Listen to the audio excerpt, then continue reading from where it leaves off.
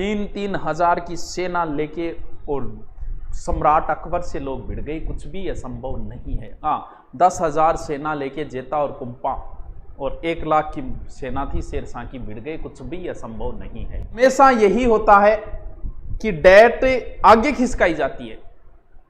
पहली बार ऐसा हुआ है कि डेट पीछे खिसकाती है। अब होता क्या है, ये एक मानव स्वभाव है, आप इसमें कोई किसी प्रकार की कोई टेंशन न ले, ये एक मानव स्वभाव है। जब पहले एग्जाम नहीं आती तब तक बोलते रहते हैं सर डेट नहीं आई, डेट नहीं आई, कब एग्जाम होगी। और जैसे ही एग्जाम नजदीक आती है तब आदमी के अंदर एक फोबिया पैदा होता है। फोबिया एक तरीके का डर होता है, हर इंसान के अंदर होता है वो। आप ये ना सोचे कि सिर्फ मेरे अंदर है। पहले हम ये सोचते हैं कि एग्जाम डेट आ जाए, जैसे एग्जाम नजदीक आ जाए तब हम दुआ करते हैं ऊपर वाले से कि हे भगवान बस 2-1 महीना आगे खिसका दे। ऐसा कोई स्टूडेंट नहीं है जिसके मन में ये बात ना आए, ऐसा कोई स्टूडेंट नहीं है जिसे डर ना लगे, ऐसा कोई स्टूडेंट नहीं है जो अच्छी तैयारी करे। भय ही तो योद्धा को सचेत करता है, तो भय सबको लगता है। और पेपर के समय जिसने अच्छी तैयारी की उसे भी डर लगता है कि कहीं फेल ना हो जाए, क्योंकि डर ही तो आदमी को सचेत करता है। अगर डर नहीं होगा उसी दिन आप कहीं ना कहीं गलती कर दोगे। भय से ही तो आदमी ये काम करेंगे तो यार इसका ये है, और जगह नारे देख लिया की वेगी वह मार खा जाए। भय ही योद्धा को सचेत करता। आपको भय लगने लगा कि लो एग्जाम डेट तो पहले आ गई, अब आ गई तो आ गई भी, अधीनस्थ बोर्ड है, कर दिया तो कर दिया, इसमें हम भी क्या कर सकते। जीके में दुनिया का कोई बादशाह नहीं ला सकता। जीके कैसा है, जीके का अध्यापक भी पेपर देने जाए तो वो भी पूरे में से पूरे नहीं ला सकता, क्योंकि ये सब्जेक्ट ही ऐसा है। लेकिन जिस बंदे को मैथ आती है, जिसको रीजनिंग आती है, भाई साहब वो दावे के साथ पूरे में से पूरे नंबर ले सकता है। अब जिसको मैथ रीजनिंग आ रही है उसे लगता है कि हाँ जिसको आती है ना वो पूरे में से पूरे करेगा, उसे सिर्फ अभ्यास की जरूरत है। और जिसको मैथ रीजनिंग आ रही है उसके पटवारी में बहुत अच्छे चांसेस बनते हैं। पटवारी में सिलेक्शन का सबसे बड़ा आधार हो जाता है ये। क्यों? क्योंकि इसमें कोई 30 मार्क का नहीं हो सकता, कभी नहीं हो सकता इसमें।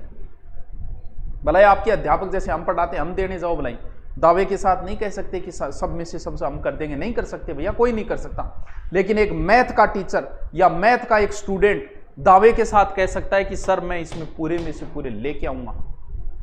तो फिर ये जिसने मजबूत पक्ष बना लिया ना, उसे फिर ज्यादा टेंशन की जरूरत नहीं है। उसे फिर इस पोर्शन को तैयार करना है, क्योंकि ये भी बहुत बड़ा पोर्शन है। लेकिन अब इस पोर्शन पे डिपेंड ये करता है कि आप गहराई का कोई अंत नहीं है। अब इंडियन हिस्ट्री की बात करें, स्पेशल गांधी जी पे किताब लगती है, अशोक पे किताब लगती है स्पेशल, कितना पढ़ लोगे आप। राजस्थान की हिस्ट्री की बात करें, महाराणा प्रताप स्पेशल किताब लगती है। मेवाड़ के एक एक शासक पे किताब लगती है। मारवाड़ के इतिहास की हीरानंद ओझा जी की इतनी मोटी किताब है, 2 भाग है, कितना पढ़ लोगे। आपके पास जो भी गाइड है, कोई गाइड हो, इससे कोई फर्क नहीं पड़ता, उस एक को ही पढ़ लो 2 बार 3 बार 4 बार, क्योंकि गहराई का कोई अंत नहीं है। जीके का कहीं कोई अंत नहीं है। मौर्य काल पे स्पेशल है, सिंधु घाटी पे स्पेशल, हड़प्पा पे स्पेशल किताबें लगती है, तो आप कितना पढ़ लोगे। तो ये मान लो कि एक गाइड से आप पढ़ते हो, उससे बाहर आए तो किसी के बाप को नहीं आएगा, टेंशन लेने की जरूरत नहीं है। मैथ रीजनिंग वाले बहुत अच्छा अगर इस पे ढंग से ध्यान दे ले, क्योंकि उनका ये पोर्शन तैयार है। और जिस बंदे का ये पोर्शन तैयार नहीं है, भाई साहब इस पोर्शन को स्पेशल तैयार करो, क्योंकि ये एक ऐसा पोर्शन है जिसमें आप पूरे में से पूरे नंबर ला सकते हो। आपकी औकात चाहिए पीछे के आए हुए पर्सन, और ज्यादा, क्योंकि मैथ रीजनिंग एक ऐसा सब्जेक्ट है जिसपे ज्यादा अध्ययन करोगे उतना ही ज्यादा आपको फायदा होगा। अब बात आई हिंदी इंग्लिश को कहीं करा गुरुजी, इंग्लिश में तो न्यू ही गरीबी है मारे, बिल्कुल है, सगड़ा गरीबी है। लेकिन आप ये तो देखो कि इंग्लिश में टॉपिक क्या दे रखे हैं। उसने मात्र 4 टॉपिक दिए। एक टॉपिक पैसेज का है।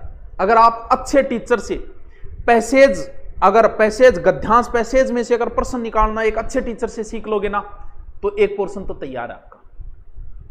बाकी बचा जैसे स्पेलिंग चेकिंग वगैरह, वो तो गहन अध्ययन से चलता है। आप 2 महीने 3 महीने में उस पोर्शन को तैयार भी नहीं कर सकते। तो फिर 2 टॉपिक है, एंटीनिम साइनोन, वो रटने वाले टॉपिक है। मुहावरे लोकोक्ति है, वो समझने वाला है। तो 4 ही तो टॉपिक है, कोई लंबी, उसमें आप 2 को अगर लेकर 2 को छोड़ देते हो तो भी आपको, क्योंकि मेरिट कोई सो नहीं जाएगी। पटवारी की मेरिट भी 70 के लमसम रहेगी, ये नहीं सो नहीं जाएगी, कभी नहीं गई। क्यों? क्योंकि पटवार का जीके जो है ना वो अधीनस्थ बोर्ड लेता है दोस्तों। अधीनस्थ बोर्ड का जीके जो है ना वो आरएस से भी खतरनाक आता है। पीछे का पेपर उठा के देख लो, तुम्हें पता चल जाएगा। अच्छे अच्छे टीचर नहीं कर पाते। हाँ, अब उसमें करना क्या, अधीनस्थ बोर्ड किन टॉपिकों पे स्पेशल ध्यान दे रहा है, इस चीज को समझो।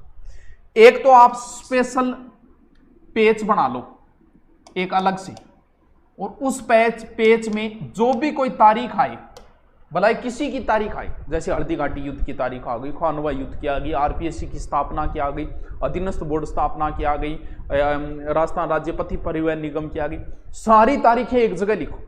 अधीनस्थ बोर्ड सबसे ज्यादा तारीखें पूछता है, कोई जोड़ जपोड़ नहीं है इसमें। और बच्चे के आईक्यू का यानी डेट सबसे ज्यादा, और डेट में भी अधीनस्थ बोर्ड, आरपीएससी ने कभी आरएस में नहीं पूछा हल्दी घाटी के युद्ध की तारीख। अधीनस्थ बोर्ड ने और मारवाड़ के गिरी सुमेल युद्ध की तारीख पूछी, कब हुआ, 3 जनवरी, 4 जनवरी, 5 जनवरी, 6 जनवरी, यानी एक्चुअल तारीखें पूछता है अधीनस्थ बोर्ड।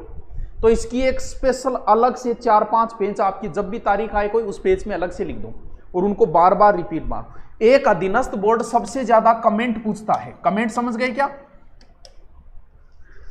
जैसे किसी ने कह दिया कि इस दुर्ग को नीचे से ऊपर देखने पगड़ी गिर जाती है, तो ये कमेंट हो गया।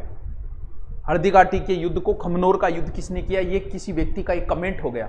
ऐसे कमेंटों के लिए भी एक अलग से पेज बनाओ और उसमें कमेंट सारे लिखो, क्योंकि अधीनस्थ बोर्ड तारीख और कमेंट सबसे ज्यादा पूछता है। इनको अलग से सेपरेट सेट करो इनको। सर हिंदी के लिए क्या करें? देखो, संधि, समास, उपसर्ग, प्रत्यय वगैरह मैंने डाल भी रखे हैं। संधि मैंने डाल रखी है, उतने ही नियम है, इसके अलावा कोई नियम नहीं। इनका अभ्यास करो।